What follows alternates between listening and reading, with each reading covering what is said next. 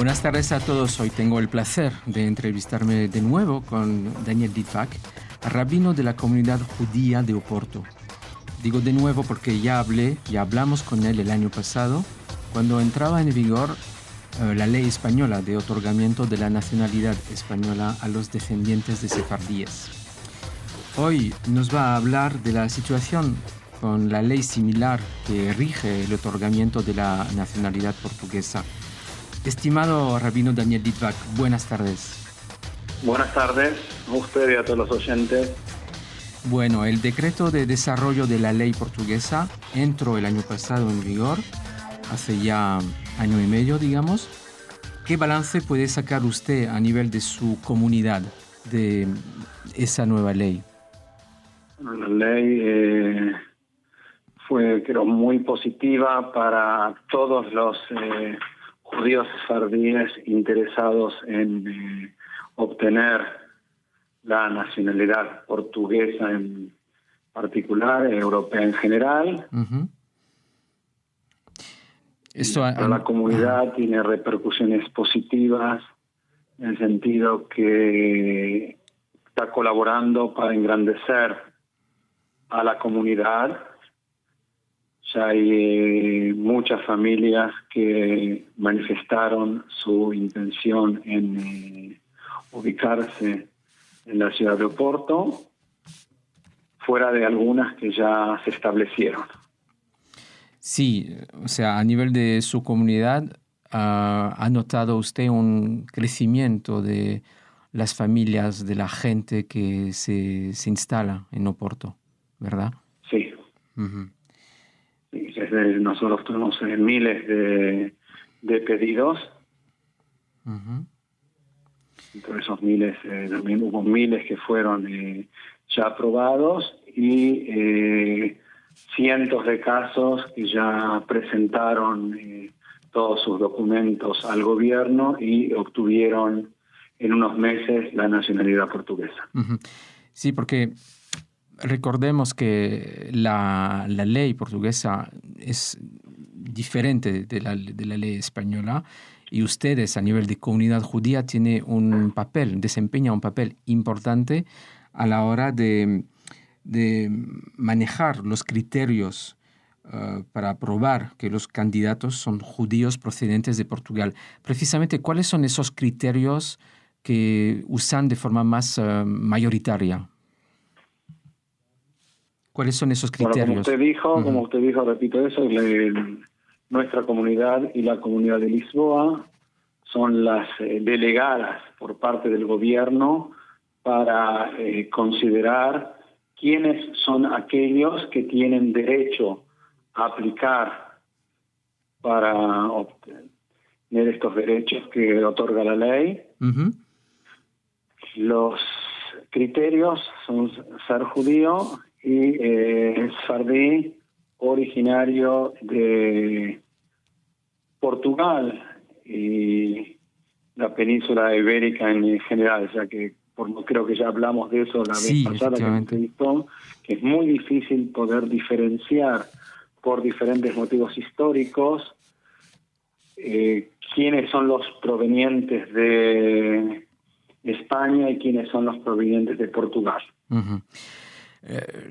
La lengua, el idioma portugués no es un requisito a la diferencia de la no ley es española. Un requisito, a diferencia de la ley española que exige el conocimiento del idioma español y para aquellos que no dominan el idioma, que no vienen de países latinoamericanos, por ejemplo, y tienen el dominio del idioma, se ven obligados a pasar un examen de idioma. En este caso no es necesario. Otra diferencia que es importante resaltar, que en la ley española es necesario ir a España a realizar los trámites, mientras que acá se puede presentar los documentos sin necesidad de llegar a Portugal. Uh-huh. Bueno, descartamos el idioma y a nivel de otros criterios, cada caso me imagino es distinto, pero de forma general, ¿cuál es el criterio más importante? ¿Formar parte de la comunidad o presentar un árbol formar de personas que forman parte de una comunidad sefardí? Sí. Y no tienen que presentarnos un árbol genealógico llegando hasta la época de la expulsión, sino es suficiente que nos muestren las últimas generaciones que provienen de lugares donde habían comunidades sefardíes descendientes de aquellos que fueron expulsados de la península ibérica. Y realmente eso es lo principal. En casos que no están claros, que no pertenecen a una comunidad de sefardí porque no hay en su lugar, todo eso, entonces las exigencias son mayores. En este caso ya necesitamos un árbol genealógico, en algunos casos reportes de expertos, etcétera. ¿De qué países provienen mayoritariamente las peticiones de nacionalidad? Me refiero a que la ley se enmarca en un contexto político, sociopolítico determinado. Momentos de crisis de antisemitismo que se vive en algunos países como Francia, la situación del Brexit en el Reino Unido. Siempre israelíes a los que les interesa, o a los brasileños que les interesa tener un pasaporte de un país europeo. Entonces, ¿de dónde vienen las peticiones, además de los portugueses? No tengo las estadísticas al lado mío. En forma general puedo decir que en forma mayoritaria los aplicantes son de Turquía, Israel, y después repartidos por todo el mundo, habiendo muchos pedidos de Brasil, como indicó. Después del Brexit hubo un incremento de los pedidos de judíos sefardíes de Inglaterra. Pero realmente tenemos pedidos prácticamente muchos pedidos de Marruecos, de Túnez, pero también hay de diferentes continentes, de Australia, de Sudáfrica y diferentes países de Sudamérica. En el caso de su comunidad de Oporto, son casos muy, muy, muy concretos, es decir, hablamos de muchos países de procedencia, gente que decide, además de conseguir la nacionalidad, instalarse en la comunidad de Oporto. Entonces, ¿en qué medida, además del crecimiento de miembros, en qué medida usted observa cambios en su comunidad, que no era tan grande hace unos años? Constantemente están llegando cartas de diferentes personas que se interesan acerca de las posibilidades existentes en el país, las posibilidades laborales. Fuera de eso, comunitariamente cada vez tenemos más facilidades, que también eso ayuda para que judíos interesados en formar parte de una comunidad se vean más atraídos.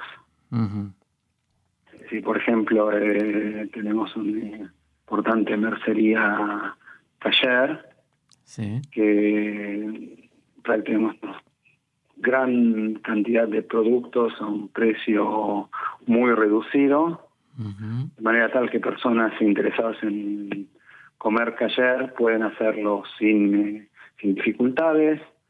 Tenemos un hotel que facilita comida kasher. Se está en este momento abriendo fuera del almacén comunitario, se está abriendo otro mini market kasher en un shopping de la ciudad. ¿Y servicios en la sinagoga? Perdón. Y ese tipo de cosas también ayudan a personas, por ejemplo, de Francia, que estén interesados en un lugar más tranquilo a causa del antisemitismo que reina en sus sitios, puedan ver Oporto como una alternativa para ellos. Bien. Para terminar, a diferencia de la ley española, una diferencia más, digamos, la ley portuguesa no establece fecha límite para presentar las solicitudes. Entonces, no, de ninguna manera. De ninguna manera. Entonces usted ve cómo va a haber una evolución en las peticiones, en los casos positivos, en otorgamientos de nacionalidad portuguesa. No entendí la pregunta. Sí, ve cómo va a haber una evolución hacia un crecimiento de peticiones y de aceptaciones, ¿no? Posiblemente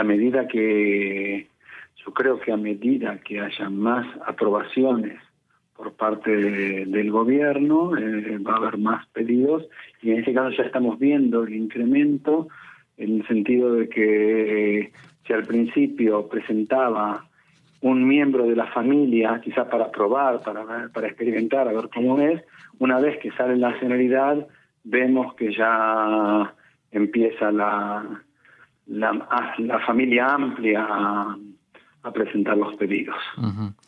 Bueno, para terminar ahora, me imagino que detrás de cada caso, de cada expediente, hay una historia muy larga y muy emocionante. Quizás haya alguna que le haya impactado y que quiera compartir con nosotros. Tendría que pensar, realmente hay casos muy interesantes de familias que mantuvieron el judaísmo en duras condiciones en la zona del Caribe, los primeros habitantes de América, y que constantemente pertenecieron a alguna comunidad a pesar de las dificultades que enfrentaron durante cientos de años. De acuerdo. Rabino Daniel Litvak, muchísimas gracias por su testimonio. No hay por qué. Un deseo de Shana Tova para usted y para todos los oyentes. Gracias, Shana Tova.